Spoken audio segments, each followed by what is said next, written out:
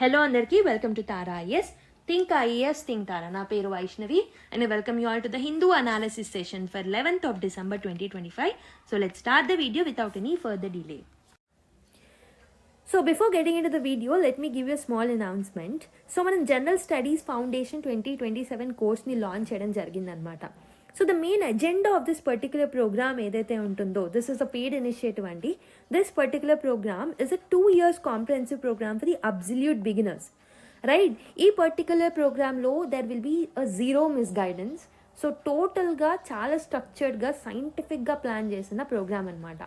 ఇందులో మీరు ఫస్ట్ 6 monthsలోనే మీ టోటల్ ఫౌండేషన్ని కంప్లీట్ చేస్తారు. And this will be dealt in a very crisp and also exam oriented way. Okay, the extra things and the time waste kind of things will not be dealt in the classes. Okay, so మీకు time waste అవ్వదు, సైంటిఫిక్గా design చేశారు. And also ఇంకొకటి ఏంటి అని అంటే exam oriented ప్రాసెస్లో జరుగుతుంది, రైట్? సో ఎగ్జామ్కి ఎంతైతే నీడ్ ఉందో అంత మాత్రమే మనం ఈ క్లాసెస్లో డీల్ చేసుకుంటాము. అండ్ మీరు డెఫినెట్గా దీన్ని ఫాలో అయితే okay, so you'll have a guaranteed success అనమాట. ఎందుకనంటే అంత సైంటిఫిక్గా ఈ పర్టికులర్ ప్లాన్ని డిజైన్ చేయడం జరిగింది. ఓకే, ప్రాపర్ ర్యాషనాలిటీ అనేది ఉంది ఈ పర్టికులర్ ప్రోగ్రామ్ వెనక. So people will take 2 years, 3 years or 4 years of time. Sometimes they'll take more time to clear UPSC because of misguidance that is surrounding around them. So kabatti adanta eliminate chesi by eliminating the clutter around this particular preparation, చాలా సైంటిఫిక్గా student oriented మేనర్లో and మీరు ఇంటి నుంచి ఇంటి బయట అడుగు పెట్టకుండా చదువుకునే ప్రిపరేషన్ ప్రాసెస్ ఇందులో ఉంటుంది. సో మీరు లక్షలు ఖర్చు పెట్టాల్సిన అవసరం లేదు. దిస్ ఇస్ 50,000 కోర్స్ అనమాట. సో ఫస్ట్ 30 స్టూడెంట్స్కి ఎర్లీ బర్డ్ ఆఫర్ అనేది ఉంటుంది. You can call to this number 6305955532 అనే నెంబర్కి కాల్ చేసి you can enquire about this particular course. So this will come with the life time validity. So Sairam sir personal mentorship అనేది మీకు దొరుకుతుంది and hand holding approach అనేది ఉంటుందన్నమాట. Sir ప్రతి స్టెప్లో మీకు గైడ్ చేస్తారు. సో ఈ పర్టికులర్ బ్యాచ్ అనేది 9th of December నుంచి 2025 నుంచి స్టార్ట్ అవుతుంది. I show you the time table also how it is going to start. So this is for the ambitious once, you know, who know they meant for this particular exam. Okay, so they meant for more అనుకునే ప్రతి స్టూడెంట్కి ఈ particular programme అనేది help అవుతుంది. And also you can go in to the taraias.com and you can basically explore this particular platform where you can see our rankers and also ఇంకొకటి ఏంటి అని అంటే అక్కడ మీకు మన క్రెడెన్షియల్స్ అండ్ ఆల్సో మన దగ్గర ఉన్న కోర్సెస్ ఇన్ఫర్మేషన్ అదంతా మీకు కనిపిస్తుంది. You can explore this particular website also. Let me show you the time table నా. సో మీరు ఇది మ్యాక్రో షెడ్యూల్. నేను ఇంతకుముందు చెప్పినట్టు 9th December నుంచి మనం స్టార్ట్ చేస్తున్నాం కదా. So for the first 6 months ఈ పర్టికులర్ ప్లాన్ అనేది ఉంటుంది. And detailed video already Sairam sir చేశారు. You can watch that video for the full information. So ఇక్కడ జస్ట్ నేను అప్డేట్ మాత్రమే ఇస్తున్నాను. సో మీరు చూసుకున్నట్టయితే December నుంచి Jan 2026 మధ్యలో geography, disaster management, world history, ancient, medieval and art and culture లాంటి subjects and order of placing అనేది కూడా చాలా సైంటిఫిక్గా ప్లేస్ చేయడం జరిగిందనమాట. సో మీరు చూసుకుంటే you can see the geography. So geography related aspects అర్థమైనప్పుడు, హిస్టరీ రిలేటెడ్ ఆస్పెక్ట్స్ అయినప్పుడు we can interlink many other subjects అనమాట. So for example world history concepts అనేవి they are very much helpful for us to understand the IR, right? So it will helpful for the GS4 also. అలా మనకు సైంటిఫిక్గా place చేయడం జరిగింది. So కాబట్టి ఇక్కడ మీకు గైడెన్స్ అనేది దొరుకుతుంది. You can join this particular course if you want. For more information నేను ఆల్రెడీ నెంబర్ మెన్షన్ చేశాను కాబట్టి you can call and you can enquire about this particular course. Okay, so with this ఇంకొక చిన్న course announcement చూసేసి we can start the video. So వీడియోలోకి వెళ్ళే ముందు ఒక చిన్న అనౌన్స్మెంట్. మనం రీసెంట్గానే గరుడ అని జాగ్రఫీ మ్యాపింగ్ మాస్టరీ కోర్స్ని లాంచ్ చేశాము. So this particular course covers physical, political, environment and current affairs based mapping course అనమాట ఇది. And this is a world static mapping course. Okay, world mapping ఇది, ఇండియన్ మ్యాపింగ్ కాదు. So previous year questions base చేసుకొని strategy అనేది frame చేయడం జరిగింది to prepare and complete this particular course. And ప్రతి continent తీసుకొని ఈచ్ అండ్ ఎవ్రీ కాంటినెంట్లో important locations and తరచుగా UPSC favourite areas and also తరచుగా మనం న్యూస్లో చూసే కొన్ని ఏరియాస్ని స్పెసిఫిక్గా కవర్ చేస్తూ ఉంటాము. Theme wise like mountains, plains, plateaus, rivers etcetera. So this will be helpful for your other important areas also, like geography నేర్చుకోవడానికి, హిస్టరీలో ఇంపార్టెంట్ లొకేషన్స్ని లొకేట్ చేసుకోవడానికి, విజువలైజ్ చేసుకోవడానికి, కొన్ని థింగ్స్ని అర్థం చేసుకోవడానికి ఇది హెల్ప్ఫుల్ అవుతుంది. ప్రాక్టీస్ బుక్లెట్ ఇస్తాము with high resolution mappings and 3 practice టెస్ట్లు ఉంటాయి for smart and effective revision. The course is just for $499. If you want to enrol 6305955532 అనే నెంబర్కి కాల్ చేసి you can enrol into this particular course.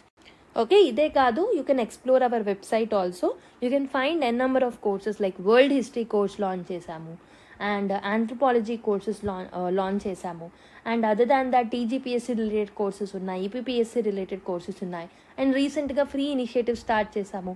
So Venkat sir has started the economy course in the YouTube for free. So kindly subscribe to our channel, right?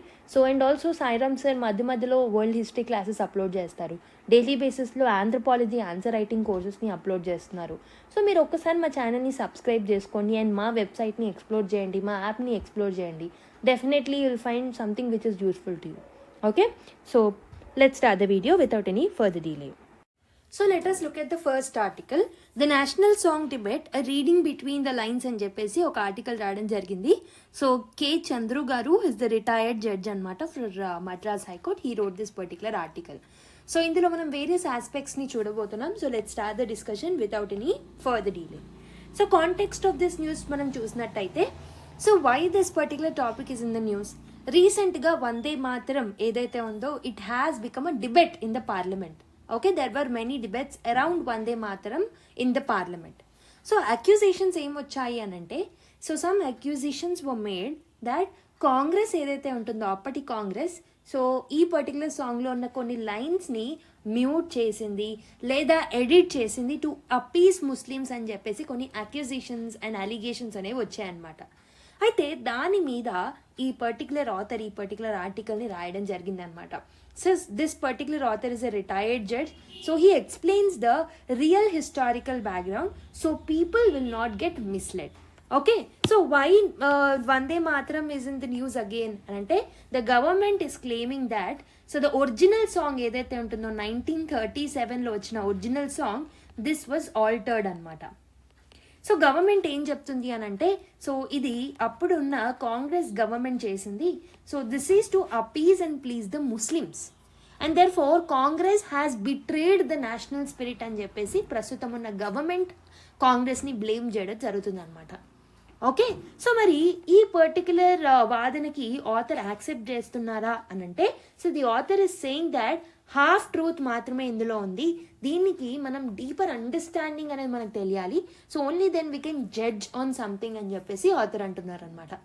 So మరి 1937లో నిజంగా ఏమైంది? అసలు కాంగ్రెస్ ఈ particular సాంగ్ని ఎందుకు ఎడిట్ చేయాల్సి వచ్చింది? సో 1937లో కాంగ్రెస్ వర్కింగ్ కమిటీ ఏదైతే ఉందో సో క్యాల్కటాలో మీట్ అవ్వడం జరిగిందనమాట. సో వాళ్ళు ఏం చేశారు అక్కడ మీట్ అయ్యి? They have discussed objections from Muslims. So basically Vande మాతరంలో ఫ్యూవర్ స్టాంజాస్, కొన్ని స్టాంజాస్ ఏవైతే ఉన్నాయో సో వాటిని ముస్లిమ్స్ ఆబ్జెక్ట్ చేయడం జరిగిందనమాట. సో అందుకే కాంగ్రెస్ ఏం చేసింది అని అంటే, ఈ particular Congress working committee they decided only first 2 stanzas మాత్రమే పబ్లిక్గా ఉండాలి అని చెప్పేసి అప్పుడున్న కాంగ్రెస్ వర్కింగ్ కమిటీ చెప్పిందనమాట. సో ఈ 2 స్టాంజాస్ ఏవైతే ఉంటాయో వీటిలలో ద ఫస్ట్ 2 స్టాంజాస్ ఏవైతే ఉంటాయో దాంట్లో ఎలాంటి రిలీజియస్ ఇమేజరీ లేదు కాబట్టి ముస్లిమ్స్ కూడా దీన్ని యాక్సెప్ట్ చేయడం జరిగిందనమాట. మరి ఈ 1937 మీటింగ్ని ఎవరెవరు అటెండ్ అయ్యారు and who took this particular decision? ఈ మీటింగ్ అనేది it was almost attended by every major leader.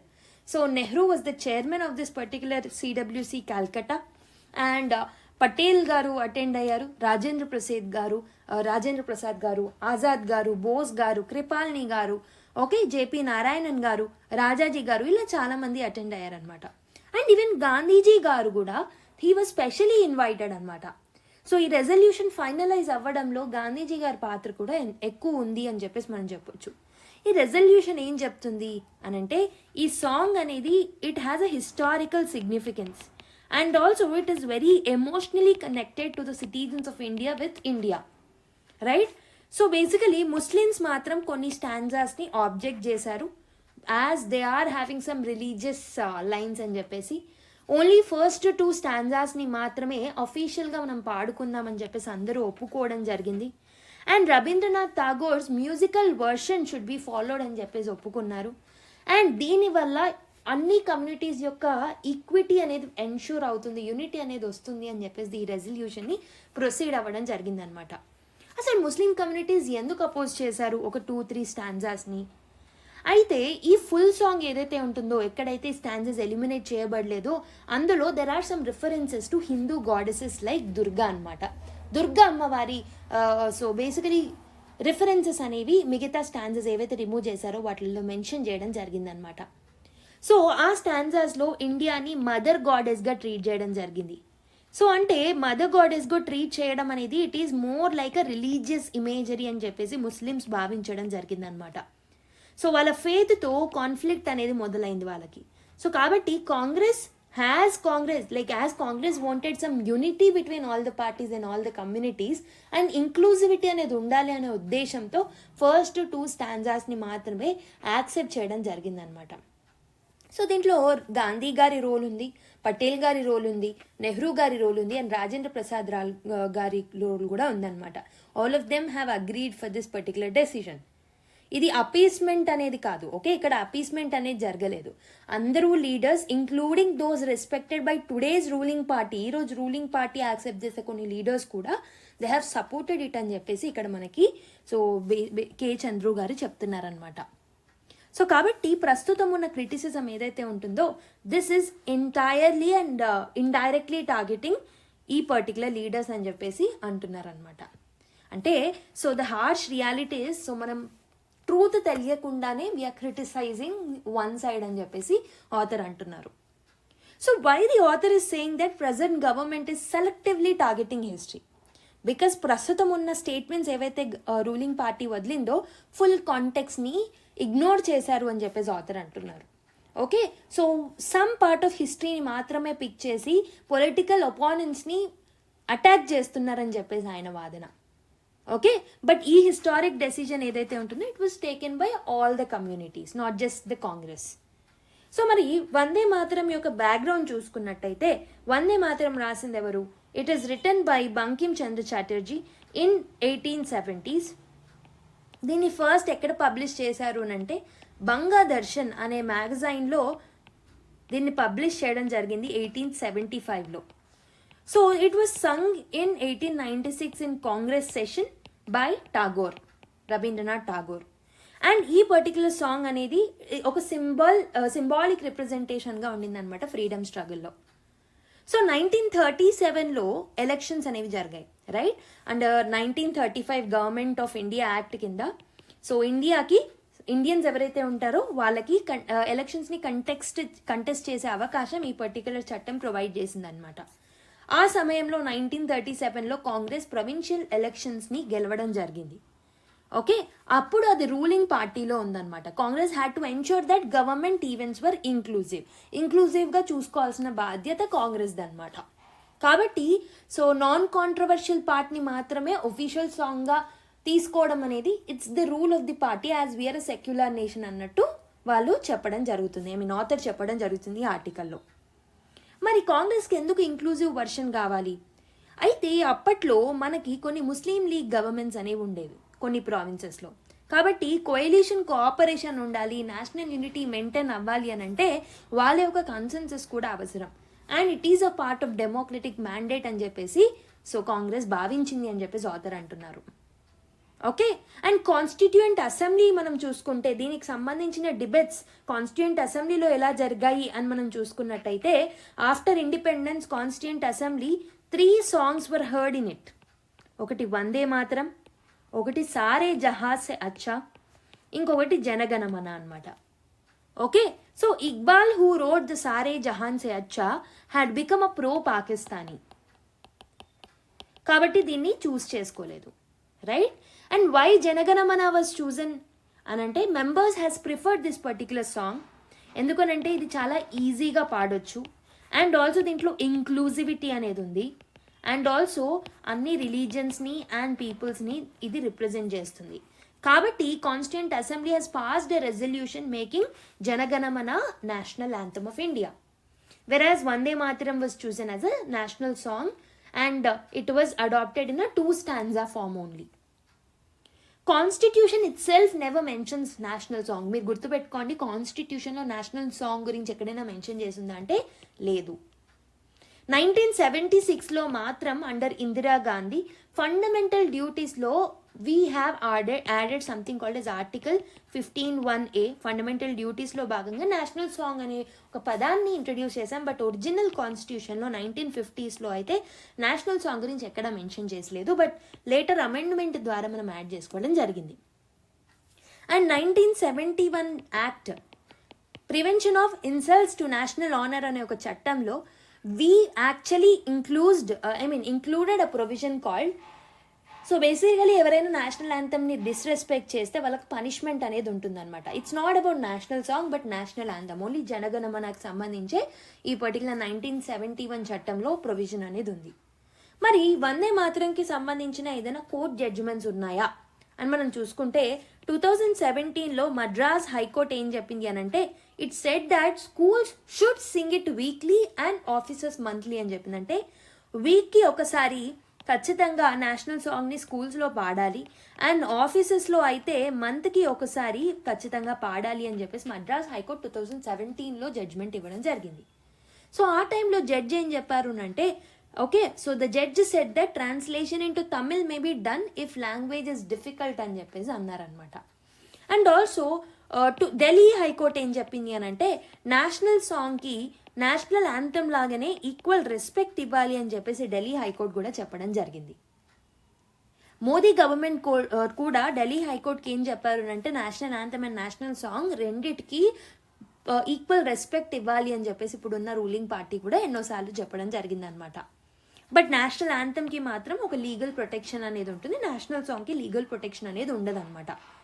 Okay, so courts cannot give national song the same legal status. So law does not allow it. Okay, but ప్రస్తుతం ఉన్న political tone and debates చూసుకుంటే so there is a contradiction. So we are not giving respect to national song and we are using it as a tool for the politics.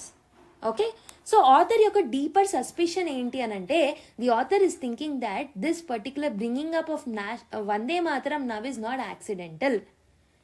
Okay, so ఒక bigger symbolic చేంజ్కి ఒక calculated స్టెప్గా author భావిస్తున్నాడు. However this is a political related thing, you can put it aside. మరి is government planning to change the national anthem? So author is hinting that, so basically public మూడ్ని బట్టి they are getting prepared అనమాట, change చేయాలా వద్దా అని. National సాంగ్ని ఎంటైర్గా replace చేస్తారా లేకపోతే నేషనల్ యాంథమ్ని కూడా రీప్లేస్ చేస్తారా అనేది మనకు తెలియదు. And we don't know what will happen అనేది. If it happens we can again see in the newspaper. Okay, so the final point of the author ఏంటి అని అంటే, current issue is not just really about the respect for Vande Mataram. ఇది ఒక political strategy, ఇది ఒక symbolic representation and it is shaping national identity అని చెప్పేసి author యొక్క ఒపీనియన్ అనమాట. Okay, I hope you have understood.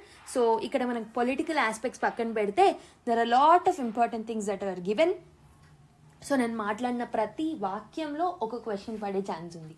అంటే నేషనల్ సాంగ్ అనేది కాన్స్టిట్యూషన్లో మెన్షన్ చేసి ఉంటుందా, సో ఫుల్ సాంగ్ మెన్షన్ చేసిందా, లేదా ఓన్లీ వర్డ్ మెన్షన్ చేసిందా, ఒరిజినల్ కాన్స్టిట్యూషన్లో ఉందా, లేదా రీసెంట్గానే యాడ్ చేశారా, నేషనల్ సాంగ్కి నేషనల్ యాంథమ్కి సేమ్ లీగల్ స్టేటస్ ఉంటుందా, ఓకే, సో నేషనల్ యాంథమ్కి ఎక్కువ పవర్ ఉంటుందా నేషనల్ సాంగ్గా, ఇలా డిఫరెంట్ క్వశ్చన్స్ పడే అవకాశాలు ఉన్నాయి. Because so it is often seen in the news కాబట్టి. So be careful. So if you haven't listen it with concentration, listen it once again. A verdict that is an abdication of judicial function అని చెప్పేసి మనురాజ్ షణ్ముగ సుందరం గారు రాయడం జరిగిందనమాట. So let's try and understand this particular problem, article. So let's see the context of this particular article. ఈ ఆర్టికల్లో ఏం మాట్లాడుతున్నారు అంటే, it is speaking about the recent supreme court judgment which is related to the presidential reference. So this is the 16th presidential reference, right? So ఇక్కడ the bigger question is, should the president, governor or speaker ఎవరైతే ఉన్నారో so వాళ్ళు తీసుకునే డెసిషన్స్కి ఏమైనా time lines fix చేయొచ్చా?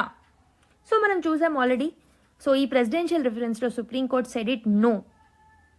But author ఏం argue చేస్తున్నారు అని అంటే, ఈ పర్టికులర్ టైమ్ లైన్స్ ఫిక్స్ చేయకపోవడం అనేది it's a threat and harmful, it is very harmful for democracy అని చెప్పేసి అంటున్నారు. సో అసలు ఎందుకు ఈ ఆర్టికల్ని రాశారు? ఆథర్ ఏం ఫీల్ అవుతున్నారు అని అంటే supreme court has avoided it's responsibility to interpret the constitution in such a way that we can protect democracy అని అంటున్నారు. అంటే సుప్రీం కోర్ట్ కాన్స్టిట్యూషన్ని ఇంటర్ప్రిట్ చేయడంలో ఫెయిల్ అయింది, ఎందుకనంటే it was not able to protect the democracy అని చెప్పేసి అంటున్నారు.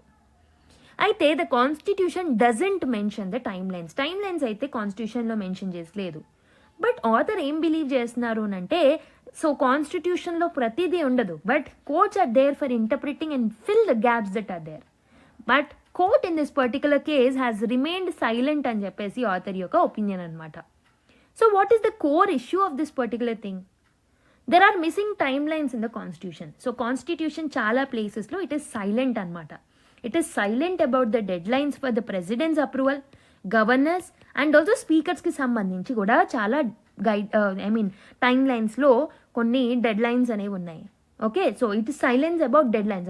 Dead lines అనేవి లేవు, అసలు టైమ్ లైన్స్ అనేవి ఎగ్జిస్టెన్స్లో లేనప్పుడు so is it something like constitution వీళ్ళని డెసిషన్స్ చాలా ఇండెఫినెట్గా డీలే చేస్తూ ఉండమని చెప్తుందా? మరి చెప్పట్లేదు కదా.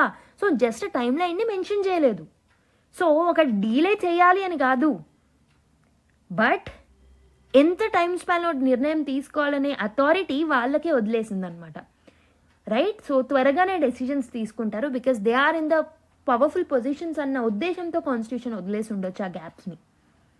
ఓకే, సో కాబట్టి ఇక్కడ చాలాసార్లు ఏమవుతుంది అని అంటే ఈ పర్టికులర్ గ్యాప్స్ ఏవైతే కాన్స్టిట్యూషన్లో ఉన్నాయో వాటిని మిస్యూజ్ చేసుకుంటున్నారు పొలిటికల్ రీజన్స్ కోసం. దీనివల్ల డెమోక్రసీ అనేది హ్యాంపర్ అవుతుంది. So there are few problems that are highlighted in the article. So problem number 1 చూసుకున్నట్టయితే so the problem number 1 is speaking about the author is speaking about speakers and defection, that is anti defection law గురించి మాట్లాడుతున్నారు. So స్పీకర్కి power ఉంటుంది, right?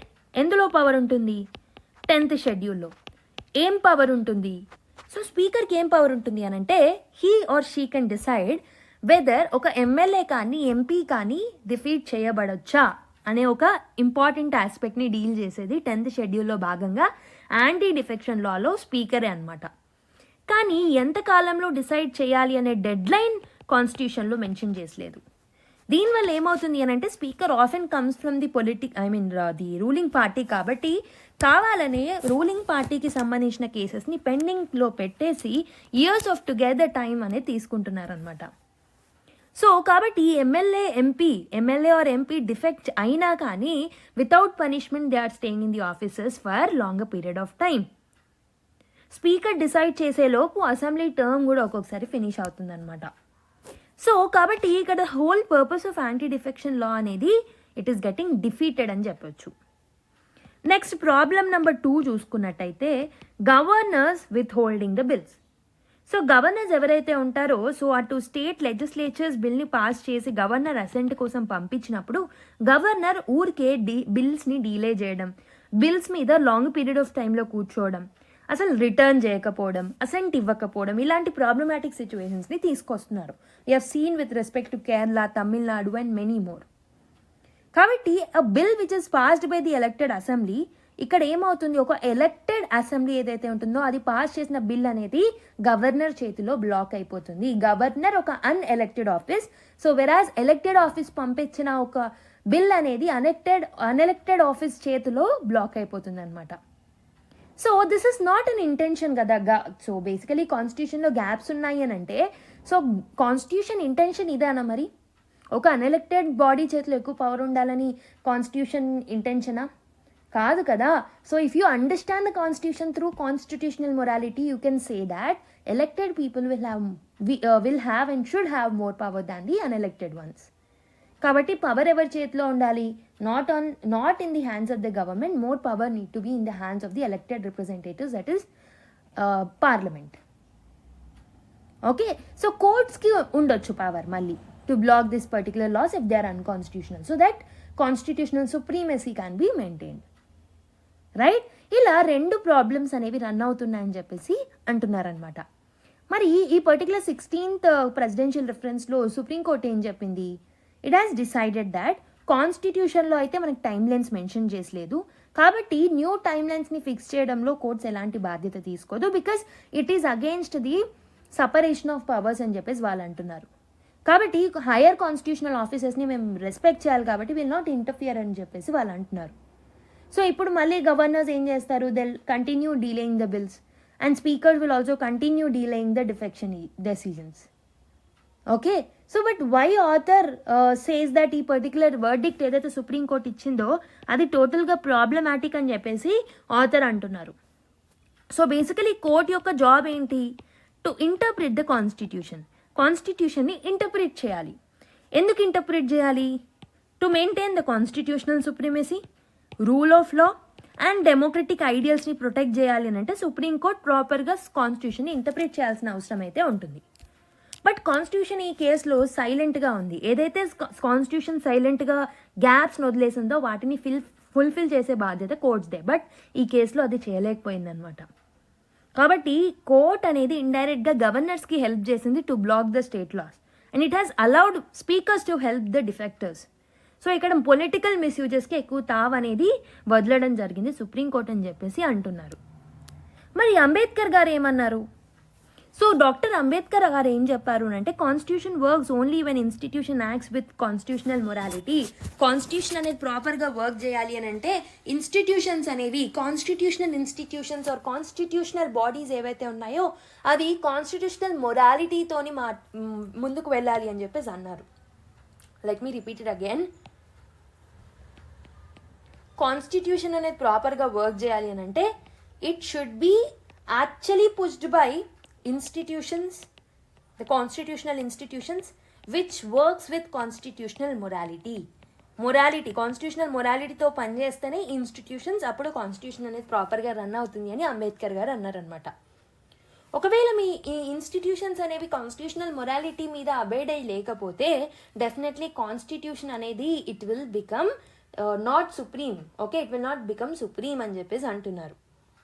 Okay, it will lead to null and void of the constitution, right. So ఆ రెండు ఎగ్జాంపుల్స్లో so ఎప్పుడైతే constitutional morality పోతుందో అప్పుడే ఇలాంటి థింగ్స్ అనేవి జరుగుతుంటాయి. Like governor will take indefinite period of time and defection కేసెస్లో స్పీకర్ తనకిష్టం వచ్చినట్టు ప్రవర్తించడం. So these are all leading to arbitrariness. These are against the rule of law. They are law of rule, not rule of law. Okay, so ఒకవేళ ఇలాంటి విషయాలలో courts intervene అవ్వకపోతే democracy అనేది hamper అవుతుంది. యాంటీ డిఫెక్షన్ లా లాంటివి యూస్లెస్గా మారుతాయి. Governor కూడా ఆర్బిటరీగా మారే ఛాన్సెస్ అనేవి ఉంటాయి. స్టేట్స్కి కూడా అటానమీ అనేది ఉండదు, ఫెడరలిజం అనేది వైలేట్ అవుతుంది అండ్ ఎలక్టెడ్ గవర్నమెంట్ కూడా హెల్ప్లెస్గా మారిపోయే ఛాన్సెస్ అనేవి ఉన్నాయి. కాబట్టి ఆథర్ యొక్క opinion and the final concern ఏంటి అని అంటే సో ఒకవేళ కోర్ట్స్ ఇలాంటి ఇష్యూస్లలో టైమ్ లైన్స్ అనేవి ఫిక్స్ చేయకపోతే కాన్స్టిట్యూషనల్గా మిస్యూజ్ చేసుకునే అవకాశాలు అనేవి చాలా ఎక్కువగా ఉన్నాయి with respect to governors or speakers. కాబట్టి court should not remain silence, it need to be powerful. Okay, it should stop the delayed decisions that are taken by the governor or anyone అని చెప్పేసి so ఇక్కడ author యొక్క opinion అనమాట. Okay, AI must pay అని చెప్పేసి ఒక article రావడం జరిగింది. Why this particular topic came in the news and why is it important అని అంటే AI మోడల్స్ ఏవైతే ఉన్నాయో లైక్ చాట్ జీపీటీ కానివ్వండి, జెమినీ AI కానివ్వండి, లేకపోతే క్లౌడ్ కానివ్వండి, ఏదైనా కానివ్వండి, ఇవన్నీ చాలా అడ్వాన్స్డ్గా మారాయి. బట్ వీటి యొక్క పవర్ అనేది రెండు ఆస్పెక్ట్స్ మీద డిపెండ్ అయి ఉంటుంది. వాటికి మెషిన్ లెర్నింగ్ టెక్నిక్స్ అనేవి బెటర్గా మార్చాలి అండ్ ఆన్లైన్ డేటా అనేది హ్యూజ్ వాల్యూమ్స్లో ఉండాలి, అప్పుడే ఇవన్నీ ప్రాపర్గా రన్ అవుతాయి. So this has created a major question. AI companies ఏవైతే ఉంటాయో ఓకే వాళ్ళు ఎప్పుడైతే ఆల్రెడీ వెబ్సైట్స్లో ఉన్న కంటెంట్ని యూజ్ చేసుకుంటున్నారో వాళ్ళు కాపీరైట్కి గురవ్వాలా, ఆర్ ఎల్స్ ఎవరైతే వెబ్సైట్ ఓనర్స్ ఉంటారో వాళ్ళకి పేమెంట్ అనేది పే చేసి దాన్ని యూజ్ చేసుకోవచ్చా ఆ కంటెంట్ని, సో దట్ ఈ మోడల్స్కి ట్రైన్ చేయొచ్చా అనే క్వశ్చన్స్ అనేవి రైజ్ అవుతాయి. So what happened is there are two major engines behind AI. ఏఐలో టూ మేజర్ ఇంజన్స్ అనేవి ఉంటాయి. ఒకటి వచ్చేసి సో మెషిన్ లెర్నింగ్ అలాగరిథమ్స్ అనేవి ఉంటాయి. So there are some advances in machine learning algorithms. దీని ద్వారానే ఈ అడ్వాన్స్మెంట్ మెషిన్ లెర్నింగ్ అలాగరిథమ్స్లో అడ్వాన్స్మెంట్ ఉంటేనే AI అనేది ఇంకా స్మార్టర్గా వర్క్ చేస్తుంది. అండ్ ఆల్సో ఇంటర్నెట్ డేటా కూడా వాళ్ళకి ప్రాపర్గా అన్లిమిటెడ్గా యాక్సెసిబుల్గా ఉంటేనే AI అనేది నాలెడ్జబుల్గా మారే ఛాన్సెస్ అనేవి ఉంటాయన్నమాట. అసలు లార్జ్ డేటా లేనిది, లార్జ్ స్కేల్ డేటా స్క్రాపింగ్ అనేది లేనిది AI మోడల్స్ అనేవి they cannot learn language patterns, ఫ్యాక్ట్స్ని చూడలేవు, and they cannot analyse or they cannot reason also. అసలు ఇక్కడ ఏంటి, అసలు ఇవన్నీ ఎందుకు డిస్కస్ చేస్తున్నాము మనం ఎందుకు డిస్కస్ చేస్తున్నాము అంటే there is a problem of AI versus content creations. AI models అనేవి బేసికలీ వాటికి ట్రైన్ చేయాలి అని అంటే అవి ఇన్ఫర్మేషన్, న్యూస్ ఆర్టికల్స్ నుంచి, బుక్స్ నుంచి, బ్లాగ్స్ నుంచి, వీడియోస్ నుంచి, అండ్ ఆల్సో మ్యూజిక్ నుంచి, అకాడమిక్ పేపర్స్ నుంచి, సోషల్ మీడియా పోస్ట్ నుంచి, ఇలా డిఫరెంట్ ఏరియాస్ నుంచి వీటికి ట్రైనింగ్ అనేది ఇస్తారు ఆర్టిఫిషియల్ ఇంటెలిజెన్స్కి. బట్ వీటికి కూడా వాళ్ళ ఓన్ రియల్ క్రియేటర్స్ ఉంటారు కదా. ఫర్ ఎగ్జాంపుల్ నాకు ఒక వెబ్సైట్ ఉంది అనుకుందాం. దాంట్లో నేను పెట్టే డేటా అంతా నేను చేసిన రీసెర్చ్ ద్వారా నేను పెట్టాను అనుకుందాం. So that is my own creation కదా. So how can someone stole my own creation and use it for their own purpose? Is it not the copyright violation అని ఒక బేసిక్ కన్సర్న్ అనేది నాకు మొదలవుతుంది. కానీ ఏఐ కంపెనీస్ అనేవి నా permission లేకుండానే ఈ డేటానంతా ఏఐకి ట్రైన్ చేసేస్తున్నారు. సో దానివల్ల క్రియేటర్స్కి రెవెన్యూ లాస్ అనేది జరుగుతుంది. So this has become a major clash అనమాట in recent days. So AI companies ఏమంటున్నారు అని అంటే ఇంటర్నెట్ అనేది పబ్లిక్గా యూజ్ చేస్తాం, కాబట్టి we should be allowed to train AI through this particular public data అని చెప్పేసి వాళ్ళు అంటున్నారు. మేము కాపీ చేయట్లేదు, మేము ప్యాటర్న్స్ని మాత్రమే లెర్న్ చేపిస్తున్నాము. ఈ ప్యాటర్న్స్ని నేర్చుకోవడం ద్వారా ఏఐ దాని ఓన్ న్యూ కంటెంట్ని డెవలప్ చేస్తుంది అని వాళ్ళు అంటున్నారు అనమాట. ఓకే, సో ఒకవేళ ఇలా మీరు ఈ పర్టికులర్ ఒరిజినల్ క్రియేటర్స్ ఎవరైతే ఉంటారో వాళ్ళకి పేమెంట్ ఇవ్వండి మీరు కంటెంట్ని యూజ్ చేసుకున్నందుకు అని అంటే ఏఐ గ్రోత్ అనేది స్లో అవుతుంది అని చెప్పేసి వాళ్ళ యొక్క ఒపీనియన్ అనమాట. డేటా స్క్రాపింగ్ అనేది it's not a copyright violation అని చెప్పేసి వాళ్ళ వాదన. బట్ ఈ వాదనని కంటెంట్ క్రియేటర్స్ ఎవరైతే ఉంటున్నారో వాళ్ళు అగ్రీ చేయట్లేదు.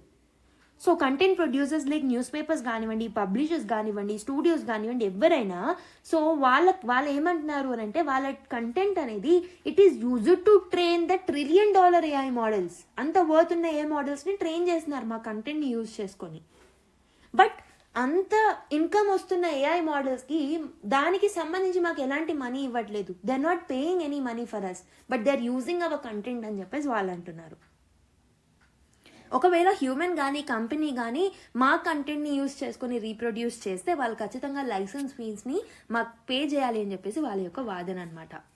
మరి ఏఐ కంపెనీస్ కూడా అలానే మాకు పే చేయాలి కదా, వాళ్ళని ఎందుకు ఎగ్జామ్ట్ చేస్తున్నారని చెప్పేసి వీళ్ళ వాదన అనమాట. So what the Indian governments working paper proposes, Indian government ఒక వర్కింగ్ పేపర్ అనేది వచ్చింది ఇండియన్ గవర్నమెంట్ సైడ్ నుంచి. ఇండియన్ గవర్నమెంట్ వర్కింగ్ పేపర్ ఏం చెప్తుంది అంటే ఒక మిడిల్ పాత్ సొల్యూషన్ని ప్రపోజ్ చేసింది.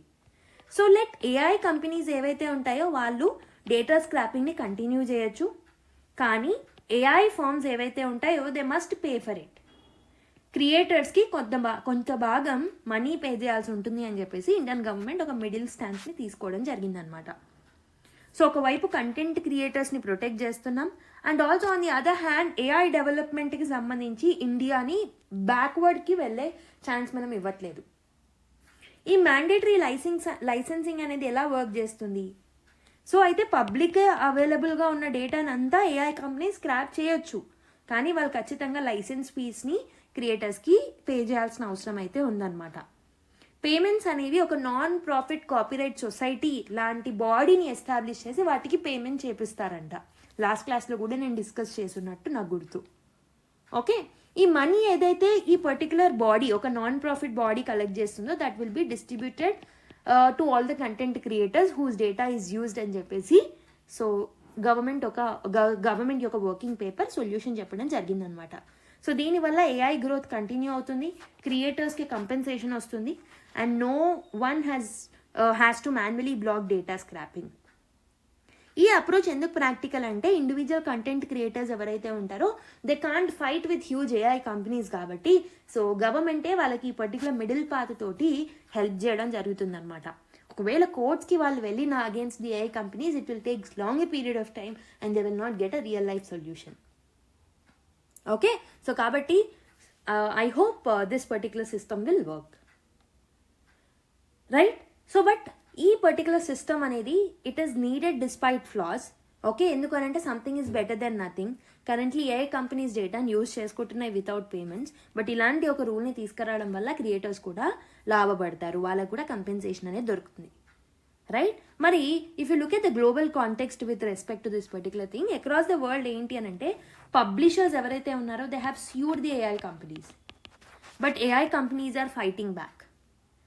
There is no global consensus also between the different countries. ఈ పర్టికులర్ ఇష్యూ మీద ఎవరు కోఆపరేట్ కూడా చేయట్లేదు. ఐ మీన్ ఇంకా గ్లోబల్ కన్సెన్సస్ అనేది రాలేదు.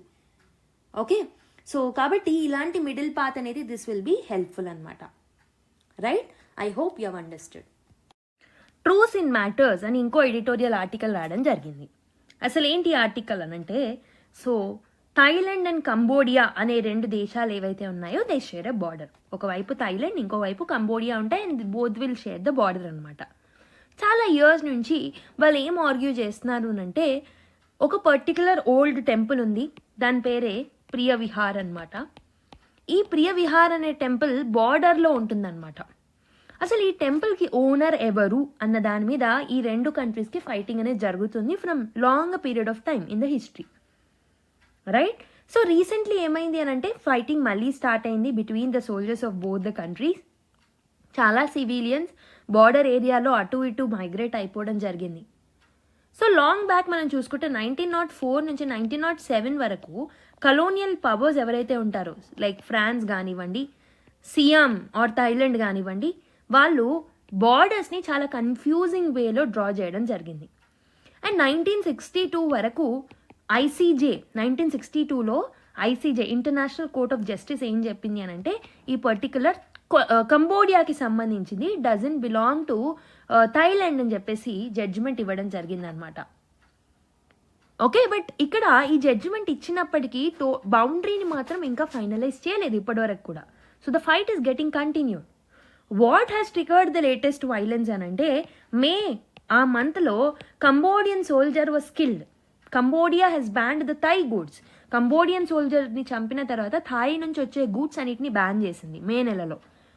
జూలై నెలలో మనం చూసుకున్నట్టయితే soldiers have hit a landmine in థాయిలాండ్లో ఉన్న ల్యాండ్ మైన్ని కంబోడియన్ సోల్జర్స్ హిట్ చేయడం జరిగింది అండ్ కంబోడియన్స్ని బ్లేమ్ చేయడం జరిగింది అనమాట థాయిలాండ్. Okay, and they started firing each other. 48 people చనిపోయారు, 3 lakh పీపుల్ డిస్ప్లేస్ అయ్యారు ఒక పర్టికులర్ ఏరియా నుంచి ఇంకో పర్టికులర్ ఏరియాకి. ఓకే, బట్ టెంపరీ ట్రూస్ మాత్రం అరేంజ్ చేయబడింది అనమాట. సో యుఎస్ హెల్ప్తో అండ్ ఆల్సో మలేషియా హెల్ప్తో టెంపరీగా ఒక పీస్ సిచ్యువేషన్ అనేది అరేంజ్ చేయబడింది. కానీ later again in November Thailand has suspended this particular truce or ceasefire. మళ్ళీ December 7th రోజు ఫైటింగ్ అనేది రెజ్యూమ్ అవ్వడం జరిగిందనమాట. అంటే ఈ fighting month by month update అనేది మనకి యూపీఎస్సీకి అయితే అవసరం లేదు. బట్ ఇక్కడ గుర్తుపెట్టుకోవాల్సింది ప్రియ విహార్ టెంపుల్ యొక్క కాన్ఫ్లిక్ట్ అనేది it is between Thailand and Cambodia. ICJ ఇచ్చిన వర్డిక్ట్ ప్రకారం it belongs to Cambodia, but final drawing of the boundaries has not been done. Why is this a serious issue అని అంటే both the countries ASEAN countries అనమాట. So both the countries need a peace and cooperation to have a healthy ASEAN. ASEAN అనేది already Myanmar క్రైసిస్తో struggle అవుతుంది. Okay, ఇంకా tension పెరగడం వల్ల regional instability అనేది పెరుగుతుంది, టూరిజం మీద ఎఫెక్ట్ అవుతుంది, ఇన్వెస్ట్మెంట్ రిలేషన్స్ అన్నీ ఎఫెక్ట్ అవుతాయి. కాబట్టి ఇలాంటి ఇష్యూస్ని ఎలా ట్యాకిల్ చేస్తే బాగుంటుంది అని అంటే especially Malaysia and Indonesia. So they should push both the countries to stop fighting immediately. They have to talk back again. They have to build the trust, confidence building measures అనేవి తీసుకురావాలి and also clear border అగ్రిమెంట్ని sign చేసుకుంటే so long టర్మ్లో కూడా peace అనేది వాళ్ళకి లభిస్తుంది. Okay, satellites, science and the new fight for spectrum in space అని చెప్పేసి ఒక ఆర్టికల్ రాయడం జరిగింది. అసలు ఏంటి న్యూ ఫైట్ ఏంటి మ్యామ్ అని మీరు నన్ను అడగొచ్చు. అసలు ఏం జరుగుతుంది అని అంటే మనకు ఆల్రెడీ తెలుసు స్పేస్ రేస్ అనేది ఎప్పటికీ కంటిన్యూ అవుతూనే ఉంటుంది. లైక్ ఫస్ట్ మేమే మూన్కి వెళ్ళాలి, అక్కడున్న అన్ని మేమే గ్రాబ్ చేసుకోవాలి, ఇలా స్పేస్ రేస్ అనేది మనం ఎప్పుడు చూస్తూనే ఉంటాం. But recently this particular space race అనేది కొత్త మలుపు తిరగడం జరిగిందనమాట. ఏం జరిగింది? స్పేస్ రేస్ అనేది రేడియో ఫ్రీక్వెన్సీస్ మీద జరగడం జరుగుతుంది and also they are also fighting for orbital slots. ఏంటివి అని అంటే radio frequencies all about spectrum కోసం గొడవ పడుతున్నారు. అండ్ రెండవది ఆర్బిటాల్ స్లాట్స్. అంటే ఏంటి? సో స్పేస్లో ఉన్న ఫిజికల్ పొజిషన్స్, ఆర్బిట్స్ ఏవైతే ఉంటాయో వాటి కోసం కూడా పోట్లాడుకోవడం జరుగుతుంది అనమాట. These are limited, but hundreds of companies or countries ఏవైతే ఉన్నాయో they are wanting them. So ఇవన్నీ లిమిటెడ్ పోర్షన్స్లో ఉన్నాయి, but the need is very very high. చాలా కంపెనీస్ ఈ లిమిటెడ్ స్లాట్స్ని గ్రాప్ చేసుకోవాలన్న ఉద్దేశంతో there is lot of space race అని చెప్పొచ్చు అనమాట. ఎందుకనంటే శాటిలైట్ బేస్డ్ ఇంటర్నెట్ అనేది బూమ్ అవుతుంది కాబట్టి చాలా కంపెనీస్ అండ్ కంట్రీస్ ఈ పర్టికులర్ ఆపర్చునిటీస్ని, లిమిటెడ్ ఆపర్చునిటీస్ని గ్రాప్ చేసుకోవాలని అనుకుంటున్నారు అనమాట. So spectrum, what is this radio frequency or spectrum? So spectrum అనేది ఆక్సిజన్ లాంటిది అనమాట. So spectrum is nothing but it is a radio frequency. These are the radio frequencies. These are used to send and also receive data wirelessly. డేటాని send చేయడానికి, receive చేయడానికి వైర్లెస్గా, అంటే wire సహాయం లేకుండా డేటాని రిసీవ్ చేసుకోవాలన్నా సెండ్ చేసుకోవాలన్నా స్పెక్ట్రమ్ అనే ఒక పద్ధతి ద్వారా చేసుకుంటాం అనమాట. శాటిలైట్స్కి ఫ్రీక్వెన్సీస్ అనేది అవసరం అనమాట. బేసికలీ ఫ్రీక్వెన్సీస్ అనేవి ఎందుకు అవసరం? శాటిలైట్ ఏదైతే ఇన్ఫర్మేషన్ని కలెక్ట్ చేస్తుందో అవి గ్రౌండ్ స్టేషన్స్కి రీచ్ అవ్వాలి అంటే ఈ ఫ్రీక్వెన్సీస్ అనేవి మనం మెయింటైన్ చేయాలి. కాబట్టి ఇలాంటి స్పెక్ట్రమ్ అనే ఒక ఇంపార్టెంట్ ఆస్పెక్ట్ లేకపోతే శాటిలైట్స్ అనేవి యూజ్లెస్గా మారుతాయి.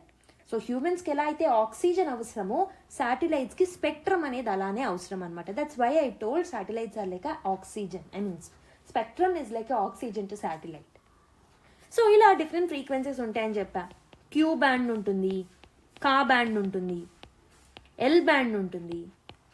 సో క్యూ బ్యాండ్ అనేది it's about high speed internet, 12 to 18 GHz అనేది ఉంటుంది. కా బ్యాండ్లో 26 to 40 GHz, ఎల్ బ్యాండ్లో 1 to 2 GHz. సో కాబట్టి ఒక్కొక్క పర్టికులర్ ఆర్బిట్లో ఎన్నో ఆర్బిట్స్ ఉంటాయి కదా స్పేస్లో. ఒక పర్టికులర్ స్పెసిఫిక్ ఆర్బిట్లో ఉండడానికి ఒక పర్టికులర్ స్పెసిఫిక్ బ్యాండ్ అనేది మనకు అవసరం పడుతుంది, based on the need, based on the situation, based on the purpose that you are sending. Okay, so mega constellations అంటే ఏంటో మనకు తెలియాలి. So what are mega constellation and why they have become main competitors? Mega constellations అంటే, so satellite అనగానే ఒకటే satellite మనకి visualise అవుతుంది, but mega కాన్స్టిలేషన్స్లో హ్యూజ్ ఫ్లీట్ ఆఫ్ శాటిలైట్స్ ఉంటాయి. చాలా చాలా శాటిలైట్స్ టుగెదర్ ఉంటాయి అన్నమాట. So for example I can give you examples like Starlink. దీంట్లో ఆల్మోస్ట్ 8,000 శాటిలైట్స్ అనేవి ఉంటాయి. One web, so this contains almost 648 satellites. So ఇవన్నిటిని మనం మెగా కాన్స్టిలేషన్ అంటాం. సో ఫర్ ఎగ్జాంపుల్ అమెజాన్స్ యొక్క క్యూపర్ ఏదైతే ఉంటుందో అందులో మోర్ దెన్ 3,000 శాటిలైట్స్ ఉంటాయి. ఓకే, సో కాబట్టి శాటిలైట్ ఇంటర్నెట్ అనేది బూమ్ అవుతుంది కాబట్టి, దాని మార్కెట్ బూమ్ అవుతుంది కాబట్టి ప్రతి ఒక్కరికి ఈ స్పెక్ట్రమ్ అనేది అవసరం. They want spectrum, but it is very limited. So ఆ పర్టికులర్ ఆర్బిటల్ స్లాట్ని ఫాస్ట్గా మేమే అచీవ్ చేసుకోవాలన్న ఒక ఉద్దేశం అండ్ రేస్ అనేది పెరుగుతుందన్నమాట. మరి ఎవరు ఈ పర్టికులర్ స్పెక్ట్రమ్ని కంట్రోల్ చేస్తారు? ఇంటర్నేషనల్ టెలికమ్యూనికేషన్ యూనియన్ అనేది ఉంటుంది. It is a UN agency అనమాట. దీని యొక్క జాబ్ ఏంటి అని అంటే it will allocate and it will regulate this particular spectrum, global spectrum and orbital స్లాట్స్ని రెగ్యులేట్ చేస్తుంది అనమాట. ఈ రెండు లిమిటెడ్ రిసోర్సెస్ కాబట్టి ఫేర్గా, ఎఫిషియెంట్గా కంట్రీస్ మధ్యలో సో ఇవన్నీ డిస్ట్రిబ్యూట్ అవ్వాలన్న ఉద్దేశంతో ఇది వర్క్ చేస్తూ ఉంటుంది. మరి ఈ టెలికమ్యూనికేషన్ యూనియన్ ఏదైతే ఉందో how it works? So it works on 2 important principles. I mean కొన్ని ఇంపార్టెంట్ ప్రిన్సిపల్స్ మీద వర్క్ చేస్తుంది. First one is first come first served basis. So ఎవరైతే ముందుగా వస్తారో వాళ్ళకి మేము ఫస్ట్ ఇచ్చేస్తాం. సో మెయిన్లీ స్పేస్ ఎక్స్ లాంటి కంపెనీస్ కొనుక్కునే స్తోమత వాళ్ళకు ఉంటుంది కాబట్టి they will have an advantage with this particular process. Okay, and ఇంకొకటి ఏంటి అని అంటే some people can actually reserves the frequency. కొన్ని ఫ్రీక్వెన్సీస్ని ముందుగానే రిజర్వ్ కూడా చేసుకోవచ్చు ముందుగానే, రైట్, మిగతా కంట్రీస్తో కోఆర్డినేట్ చేసుకొని. కానీ దీనివల్ల పూరర్ పీపుల్ ఎవరైతే ఉంటారో, పూరర్ కంట్రీస్ ఏవైతే ఉంటాయో వాళ్ళు డిసడ్వాంటేజియస్ సిచ్యువేషన్స్లో ఉంటారు. For example late entrants like India కానివ్వండి, ఆఫ్రికన్ నేషన్స్ కానివ్వండి, లాటిన్ అమెరికా కానివ్వండి. So they will not have any positive thing with this particular approach. కాబట్టి ఈ టెలికమ్యూనికేషన్ యూనియన్లో కొన్ని రిఫార్మ్స్ని ఇంట్రడ్యూస్ చేయడం జరిగిందనమాట. So what are those reforms? ఈ మిస్యూస్ని కంట్రోల్ చేయడానికి ITU 2.0లో రిఫార్మ్స్లో ఏం తీసుకొస్తున్నారు అని అంటే, if a company files for a mega constellation, ఒక పర్టికులర్ కంపెనీ అనేది మెగా కాన్స్టిలేషన్ కోసం ఫైల్ చేసింది అనుకోండి, ఒక పర్టికులర్ స్లాట్ కావాలి అనో లేకపోతే ఏదైనా అని, it must launch at least 10% in 2 years. అంటే ఫస్ట్ 2 yearsలోనే 10% ఆఫ్ ద లాంచ్ అనేది కంప్లీట్ అవ్వాలి. నెక్స్ట్ 5 years లోపు 50% అన్న అయిపోవాలి. అండ్ 7 years లోపు టోటల్ 100% లాంచ్ అనేది జరిగిపోవాలి. ఓకే. అండ్ ఇంకొకటి ఏంటంటే, no more filing for one orbit and deploying in another. అంటే ఒక పర్టికులర్, ఫర్ ఎగ్జాంపుల్ ఆర్బిట్ ఏని స్లాట్ బుక్ చేసుకొని ఆర్బిట్ బిని యూస్ చేసుకోవడం అంటూ కుదరదు. బట్ స్టిల్ ఈ రిఫార్మ్స్ని తీసుకొచ్చిన ఈ సిస్టమ్ అనేది అవుట్డేటెడే, because we had 100 satellites per year. Now we'll have 1,000 every year because of this particular approach. How this particular thing will link to digital divide? ఈ అంతా కాన్సెప్ట్ అనేది డిజిటల్ డివైడ్ అనే ఒక కాన్సెప్ట్తో లింక్ అయి ఉంటుంది. డిజిటల్ డివైడ్ అంటే ఏంటి? సో డిజిటల్ రిసోర్సెస్ ఏవైతే ఉన్నాయో కొంతమందికి యాక్సెసిబుల్గా ఉంటాయి రిచ్ పీపుల్కి, అండ్ కొంతమందికి it won't be accessible. So digital resources అనేవి ఇలా డివైడ్ని క్రియేట్ చేయడమే డిజిటల్ డివైడ్ అని చెప్పేసి అంటూ ఉంటాం అనమాట. డిజిటల్ రిసోర్స్ యాక్సెసిబిలిటీలో కొంతమందికి యాక్సెసిబుల్ ఉండడం, ఇంకాస్త మందికి ఉండకపోవడం because of their vulnerability. So that creates a divide. మరి ఈ పర్టికులర్ డిజిటల్ డివైడ్ అనే కాన్సెప్ట్కి అండ్ ఈ మెగా కాన్స్టిలేషన్ స్లాట్ బుకింగ్స్కి, ఆర్బిటల్ స్లాట్స్కి ఎలాంటి సంబంధం ఉంది? సో గ్లోబల్గా మనం చూసుకుంటే 2.6 బిలియన్ పీపుల్ ఎవరైతే ఉంటారో they still don't have an internet connection. వాళ్ళకి ఇంటర్నెట్ బేసిక్ కనెక్షన్ లేదు. స్విట్జర్లాండ్ యొక్క కనెక్టివిటీ స్కోర్ 34.41 ఉంటే, ఆన్ ది అదర్ హ్యాండ్ ఇండియాది కేవలం 8.59 మాత్రమే. శాటిలైట్ ఇంటర్నెట్ ఒకవేళ తీసుకొస్తే రిమోట్ ఏరియాస్కి కూడా లో ఎర్త్ ఆర్బిట్లో శాటిలైట్స్ని ప్లేస్ చేయడం వల్ల, సో బేసికలీ రిమోట్ ఏరియాస్కి శాటిలైట్ యొక్క సర్వీసెస్ అనేవి చాలా డీలేస్ అవుతూ ఉంటాయన్నమాట. కానీ మనం శాటిలైట్ ఇంటర్నెట్ని ఎన్హాన్స్ చేసుకోవడం వల్ల, ఈ స్లాట్స్ అనేవి మనం బుక్ చేసుకొని శాటిలైట్స్ని లాంచ్ చేయడం వల్ల టెలిమెడిసిన్, ఆన్లైన్ క్లాసెస్, రిమోట్ విలేజ్లో యాక్సెసిబిలిటీ వీటన్నిటిని పెంచుకోవచ్చు అనమాట. But the problem is all about cost. First come first serve బేసిస్లో మనం తీసుకున్నప్పుడు definitely that will create a problem to the countries like India. Starlink యొక్క టర్మినల్ కాస్ట్ ఈజ్ ఆల్మోస్ట్ 53,000 అనమాట. Plus monthly fees కూడా ఉంటాయి. Rural poor ఎవరైతే ఉంటారో దాన్ని అఫోర్డ్ చేయలేరు. సో శాటిలైట్స్ ఏవైతే ఉన్నాయో they cannot alone solve the digital divide. Prices అనేవి తగ్గాలి, గవర్నమెంట్ సబ్సిడీస్ అనేవి ఇవ్వాలి ఇంటర్నెట్కి సంబంధించి, అండ్ ఆల్సో యూనివర్సల్ సర్వీస్ ఆబ్లిగేషన్స్ని కూడా ఫాలో అవ్వాలి ఆపరేటర్స్. సో శాటిలైట్స్తో మాత్రమే మనకు ప్రాబ్లమ్ సాల్వ్ అవ్వదు. ఇవన్నీ కూడా మనము చేసినట్టయితే ప్రాబ్లమ్ సాల్వ్ అవుతుంది. ఇండియా యొక్క పొజిషన్ చూసుకుంటే India is in the tricky, but it is in the strategic spot. So GSAT N2 అనేది 48 Gbps అనేది మనకి ఇస్తుంది అనమాట రిమోట్ ఏరియాస్కి. భారతి ఏదైతే ఉంటుందో OneWebలో 39% స్టేక్ అనేది మనకి ఉందన్నమాట, భారతీకి ఉందన్నమాట. And also telecom regulatory authority of India కొన్ని రికమెండేషన్స్ ఇచ్చింది. So no spectrum options for satellites అని, అడ్మినిస్ట్రేటివ్ అలొకేషన్స్ని యూజ్ చేసుకున్నామని చెప్పేసి ట్రై కూడా కొన్ని రిఫార్మ్స్ని తీసుకురావడం జరిగిందనమాట. Okay, but there is a new danger. అదే space congestion plus space debris అనేది పెరిగిపోతుంది. సో స్పేస్ కంజెషన్ యొక్క ఇంపార్టెంట్ ఇష్యూ మనం చూసుకున్నట్టయితే 2030 వరకు 50K ప్లస్ శాటిలైట్స్, అంటే 50,000 ప్లస్ శాటిలైట్స్ అనేవి they are expected. 40,000 objects are there in the orbit. 27,000 pieces of debris already స్పేస్లో ఉన్నాయి. న్యూ రూల్ ఏంటి అని అంటే ITU ప్రకారం శాటిలైట్స్ మస్ట్ బి రిమూవ్డ్. ఒకసారి దాని యూసేజ్ అయిపోయినాక వాటిని రిమూవ్ చేయాలి, డీఆర్బిట్ చేయాలి within 25 years after the mission. But దీని యొక్క కంప్లైన్స్ అంటే దీన్ని ఫాలో అయ్యే వాళ్ళు చాలా తక్కువ ఉన్నారు. Only 70% are obeying this particular rules.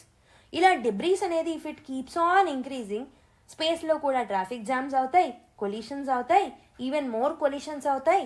So ఈ పర్టికులర్ ఎఫెక్ట్నే కెస్లర్ సిండ్రోమ్ అని అంటాం. ఓకే, అండ్ ఆల్సో శాటిలైట్స్ ఫ్యూచర్లో మనం యూజ్ చేసుకోలేము ఆ శాటిలైట్స్ని.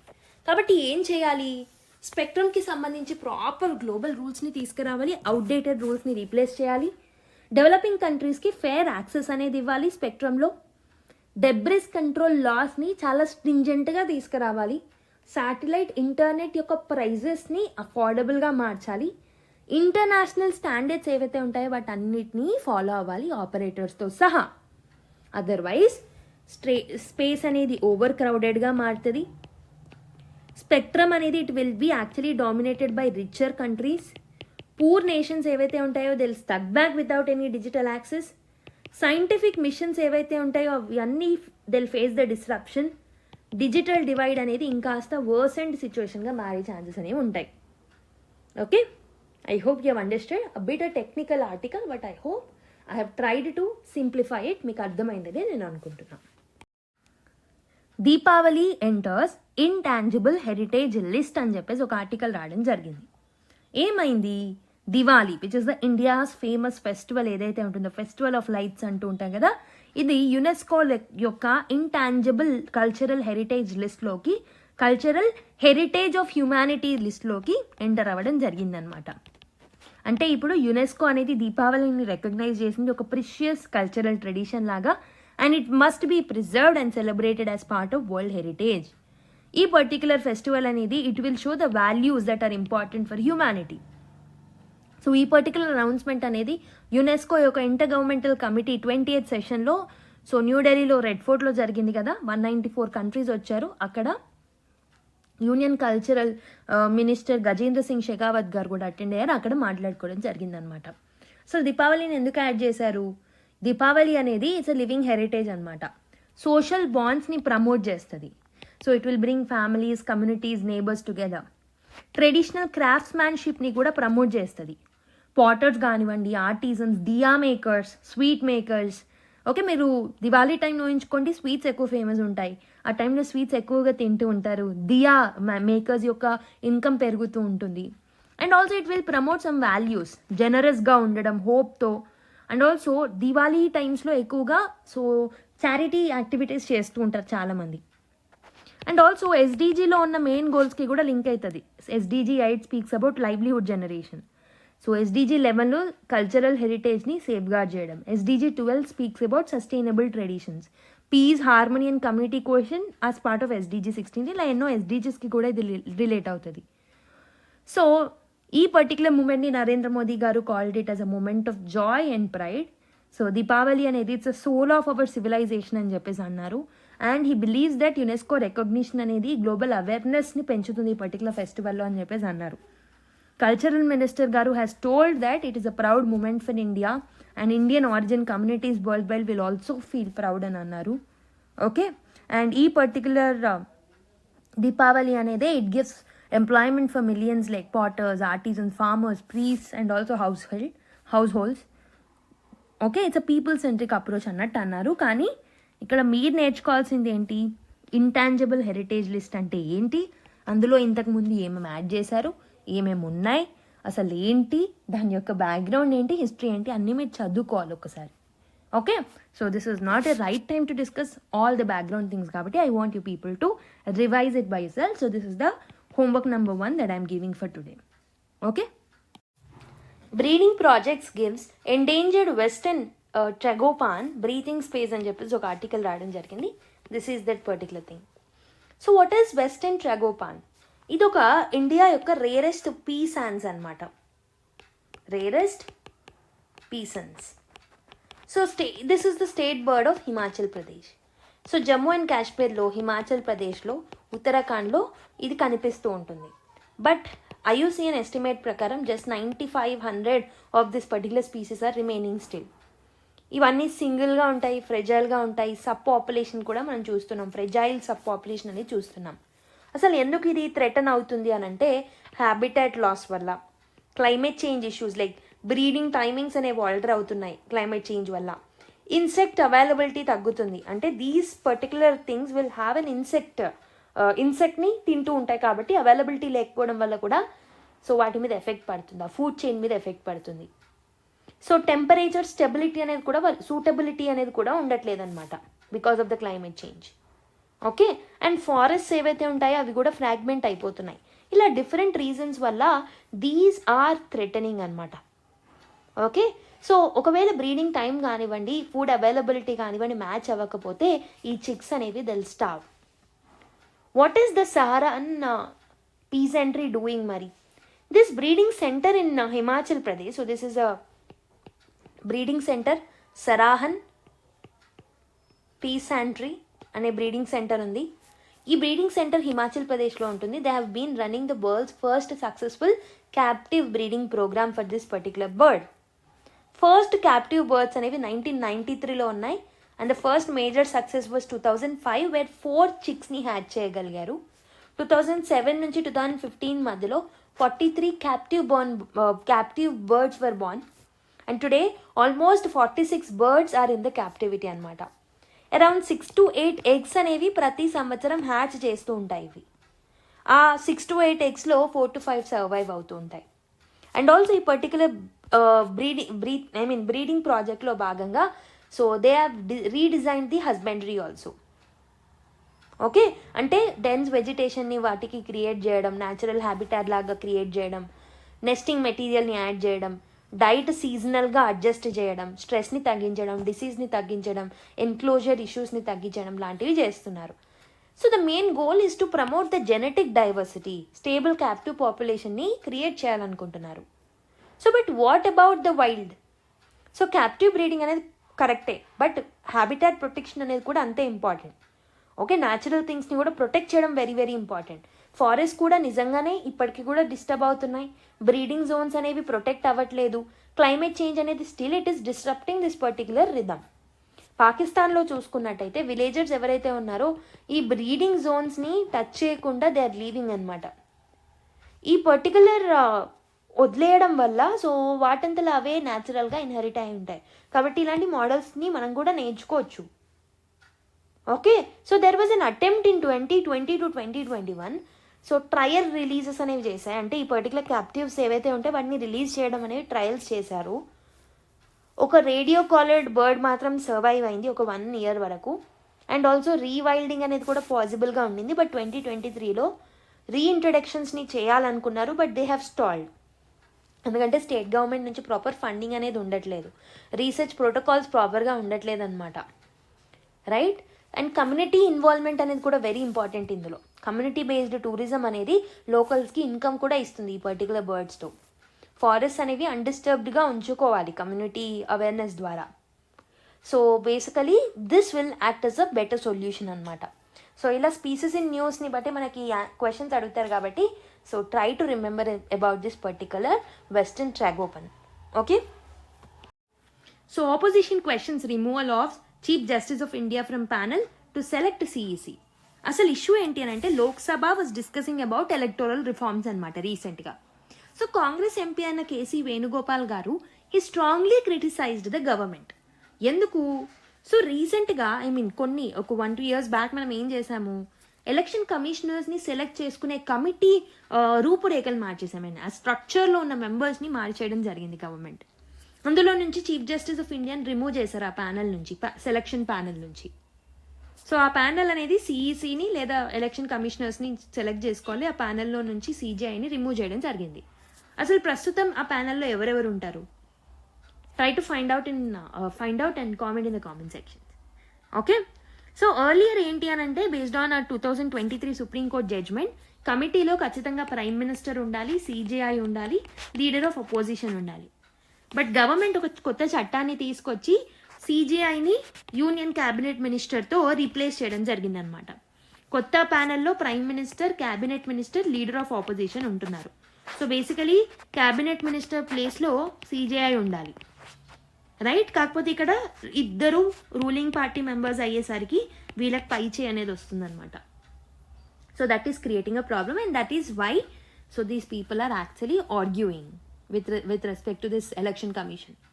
Supreme Court wanted independence. Supreme Court intention was to ensure free and fair elections. So అందుకే Supreme Court ఈ పర్టికులర్ ఫస్ట్ థింగ్ని సజెస్ట్ చేయడం జరిగింది, సిజేఐ ఇన్వాల్వ్మెంట్ని సజెస్ట్ చేసింది. బట్ అది ఒప్పుకోలేదన్నమాట.